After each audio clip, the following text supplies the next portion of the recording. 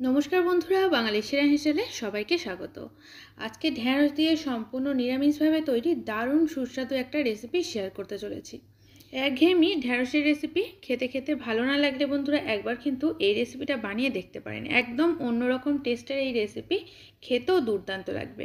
তাহলে আসুন আর দেরি করব না, রেসিপিটি এবার আমরা দেখে নিই। এখানে আমি প্রায় মোটামুটি 250 গ্রামের মতো ঢ্যাঁড়স নিয়ে নিয়েছি। আর ঢ্যাঁড়সগুলোকে জল পাল্টে 2 থেকে 3 বার পরিষ্কার করে ধুয়ে নিতে হবে। এবারে ঢ্যাঁড়সগুলোকে কেটে নেব। খুব বেশি ছোট ছোট করব না, যেগুলো বড় বড় ঢ্যাঁড়স সেগুলোকে মাঝখান থেকে অর্ধেক করে কেটে দুভাগ করে নেব। আর যদি ছোট ছোট সাইজের ঢ্যাঁড়স হয় তাহলে দুদিকের মুখটা কেটে গোটাই রাখবো। তো এইভাবে এখানে সমস্ত ঢ্যাঁড়সগুলোকে কেটে নিতে হবে। দেখুন এখানে সবগুলো ঢ্যাঁড়স কেটে নিয়েছি। আর এরপর এখানে একটা মাঝারি সাইজের আলুকে ছাড়িয়ে রেখেছি। এবার আলুটাকে একদম পাতলা পাতলা করে কেটে নেব। যেহেতু ঢ্যাঁড়স খুব তাড়াতাড়ি সেদ্ধ হয়ে যায়, সেজন্য আলুটা কিন্তু পাতলা করে কাটতে হবে। আলু যদি মোটা মোটা করে কাটা হয় তাহলে কিন্তু ঢ্যাঁড়সটা একদম গলে যাবে আর আলুটা সেদ্ধ হবে না। তো এখানে ঢ্যাঁড়স আলু সবগুলো কাটা হয়ে গেছে। আর এখানে দেখুন আমি 1/4 কাপ পরিমাণে মটর ডাল নিয়ে ওভারনাইট ভিজিয়ে রেখেছিলাম। এবার এই মটর ডালটাকে একটা ব্লেন্ডিং জারের মধ্যে দিয়ে দিচ্ছি। আর এটা কিন্তু মটর ডাল দিয়েই খেতে বেশি ভালো লাগে। তবে যদি কেউ এখানে মটর ডালটা দিতে না চান তাহলে কিন্তু এর পরিবর্তে মসুর ডাল দিতে পারেন। তবে যেহেতু মসুর ডাল আমিষ, তো এটা যেহেতু আমি নিরামিষভাবে করছি সেজন্য মটর ডাল দিয়েই করলাম।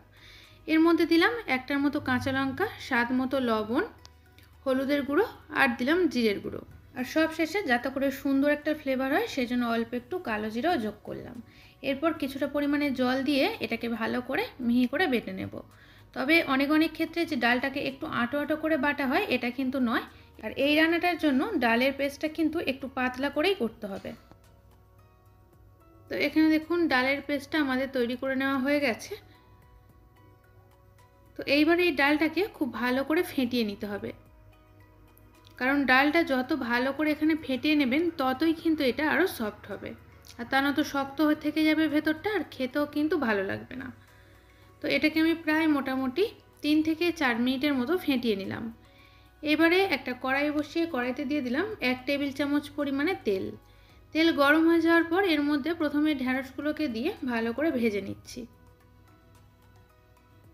তো ঢ্যাঁড়সের যে কোনো রেসিপির আগে বন্ধুরা ঢ্যাঁড়সটাকে যদি আমরা ভেজে নিই তাহলে কিন্তু ঢ্যাঁড়সটা খেতে বেশি ভালো লাগে। তো এখানে দেখুন ঢ্যাঁড়সটাকে কিছুক্ষণ নেড়ে চেড়ে নেওয়ার পর দিয়ে দিচ্ছি আলু। এবার এই ঢ্যাঁড়সের সাথে আলুটাকেও বেশ কিছুক্ষণ ধরে ভেজে নিতে হবে। আর ঢ্যাঁড়স আলু ভাজতে ভাজতে ততক্ষণে অন্যদিকে একটা ফ্রাইং প্যান বসিয়ে দিয়েছি। আর এর মধ্যে দিয়ে দিচ্ছি 1 চা চামচের মতো সর্ষের তেল। তো তেলটাকে এই ফ্রাইং প্যানের একটু চারিদিকে এইভাবে ঘুরিয়ে নিলাম যাতে করে সব দিকটা ভালোভাবে তেলটা লেগে থাকে। এবারে এর মধ্যে এই ফেটিয়ে রাখা ডালের পেস্টটা দিয়ে দিতে হবে। তো এটাকে দিয়ে একটু চামচটা দিয়ে এইভাবে পাতলা করে রুটির মতো করে গোল করে তৈরি করতে হবে। আর এটা কিন্তু একটু মোটা করেই তৈরি করবেন, একদম যে খুব বেশি পাতলা করে তৈরি করবেন তা নয়। এখানে দেখুন আমি যেভাবে তৈরি করছি এইভাবেই কিন্তু এটা করতে হবে। তো এইবারে যেটা করব এটাকে ঢাকা চাপা দিয়ে মোটামুটি প্রায় 2 মিনিটের মতো একদম লো ফ্লেমে হতে দেব। তো 2 মিনিট পর দেখুন ওপরটা কিন্তু বেশ শুকনো শুকনো হয়ে গেছে। এইবারে এটাকে খুব সহজেই উল্টে দেওয়া যাবে। এটা দেখুন কতটা পুরু রেখেছি। তো এটা আমার উল্টে পাল্টে ভাজা হয়ে গেছে। আর ততক্ষণে কিন্তু অপরদিকে আলু আর ঢ্যাঁড়সটাও ভালোভাবে ভাজা হয়ে গেছে। এবার এগুলোকে একটা অন্য পাত্রে সাইড করে রেখে দেব। কড়াইতে দিয়ে দিলাম আরও 1 টেবিল চামচ পরিমাণে তেল। তেল গরম হয়ে গেছে। এবার এই তেলের মধ্যে কয়েকটা ফোড়ন দিয়ে দিচ্ছি। প্রথমে দিচ্ছি বেশ কিছুটা পরিমাণে কালো জিরে, দিলাম একটার মতো কাঁচা লঙ্কা। আর যেহেতু এটা নিরামিষ রেসিপি এখানে আমি 2 পিঞ্চ মতো হিং যোগ করছি। তো গ্যাসের ফ্লেম একদম লোতে রেখে ভালো করে মশলাটাকে ভেজে নিচ্ছি।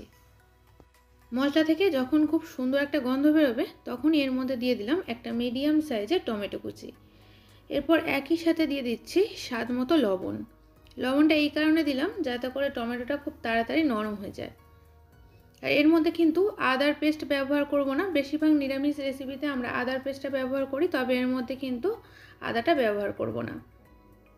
তো এখানে দেখুন টমেটোটা কিন্তু নরম হতে শুরু করেছে, অনেকটাই গলে গেছে। এবারে এর মধ্যে কয়েকটা গুঁড়ো মশলা দিয়ে দিচ্ছি। দিলাম 1/2 চা চামচ পরিমাণে হলুদের গুঁড়ো, অল্প পরিমাণে একটু লাল লঙ্কার গুঁড়ো দিয়ে দিলাম, আপনারা চাইলে কাশ্মীরি লঙ্কার গুঁড়োও দিতে পারেন।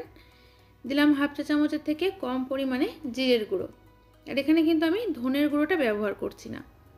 তো এবার এখানে অল্প পরিমাণে একটু জল দিয়ে মশলাটাকে খুব ভালো করে কষিয়ে নিতে হবে।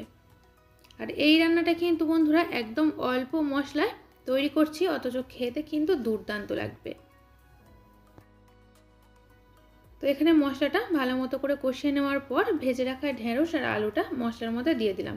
এবার মশলার সাথে আলু আর ঢেঁড়সটাকেও ভালো করে একবার মিশিয়ে নিচ্ছি। তো ঢেঁড়স আর আলুর গায়ে মশলাটা বেশ ভালোভাবেই লেগে গেছে। তো এইবার এখানে আমি পরিমাণ মতো জল যোগ করছি।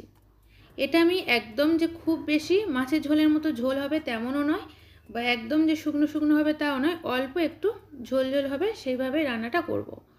তো এরপর ঢাকা চাপা দিলাম মোটামুটি প্রায় 4 থেকে 5 মিনিটের মতো। মিনিট 5 পর ঢাকনাটা খুলে নিলাম। তো এইবারে এর মধ্যে আমি দিচ্ছি পরিমাণ মতো চিনি। যেহেতু এটা নিরামিষ রেসিপি সেজন্য কিন্তু চিনিটা অবশ্যই এখানে যোগ করতে হবে। আর এরপর মটর ডাল দিয়ে যেটা আমি তৈরি করে রেখেছিলাম সেটাকে দেখুন এইভাবে বরফির মতো করে পিস পিস করে কেটে নিয়েছিলাম। একটু ঠান্ডা হয়ে যাওয়ার পর তবেই কিন্তু এটাকে এইভাবে পিস করে নেবেন। তো সেটাকে এইবারে এই তরকারির মধ্যে দিয়ে দিলাম, দিয়ে ভালো করে একবার নেড়েচেড়ে মিশিয়ে নিতে হবে। আর আলুটা কিন্তু প্রায় মোটামুটি 80 থেকে 90% মতো সেদ্ধ হয়ে যাওয়ার পর তবে এই ডালের বরফিগুলো এর মধ্যে যোগ করতে হবে, তা নয়তো এগুলো খুব বেশি নরম হয়ে যাবে। তো ঝোলের সাথে নেড়েচেড়ে মিশিয়ে নেওয়ার পর এটাকে ঢাকা চাপা দিয়ে রান্না করব প্রায় মোটামুটি 1.5 থেকে 2 মিনিটের মতো। এর থেকে কিন্তু খুব বেশিক্ষণ সময় ধরে রান্না করবেন না, তাহলে এই বরফিগুলো ঘেটে যেতে পারে। তো এখানে আমি অফ ক্যামেরাতে অল্প একটু লবণ যোগ করেছিলাম, কারণ লবণটা একটু কম হয়েছিল। আপনারাও কিন্তু আপনাদের টেস্ট মতো এখানে লবণটা যোগ করে দেবেন। তো এখানে আমাদের রান্না একেবারেই তৈরি। এবারে গ্যাসের ফ্লেমটাকেও বন্ধ করে দিলাম, দিয়ে এইবারে এটা গরম গরম ভাতের সাথে পরিবেশন করব। আর বন্ধুরা, নিরামিষ দিনে একঘেয়েমি রেসিপি খেতে ভালো না লাগলে ঢ্যাঁড়স দিয়ে একবার এই নতুনত্ব রেসিপিটা বানিয়ে দেখতে পারেন। খেতে বন্ধুরা অসাধারণ হয়েছিল, আর আমি বলছি একবার বানালে কিন্তু এটা বারবার বানাবেন। আর আমার আজকের এই রেসিপি আপনাদের কেমন লাগলো অবশ্যই করে জানাবেন। যদি ভালো লেগে থাকে তাহলে একটা লাইক আর শেয়ার করতে ভুলবেন না। আর আমার থেকে নিত্য নতুন রেসিপি পেতে চ্যানেলটি সাবস্ক্রাইব করে পাশে থাকা বেল আইকনটি প্রেস করে দেবেন। তাহলে আমি যখনই আমার চ্যানেলে কোনো নতুন ভিডিও ছাড়বো তার আপডেট আপনাদের কাছে খুব সহজেই পৌঁছে যাবে। আজ তাহলে এই পর্যন্ত, আবারও দেখা হচ্ছে নতুন কোনো রেসিপির সাথে। সবাই ভালো থাকবেন, সুস্থ থাকবেন, ধন্যবাদ।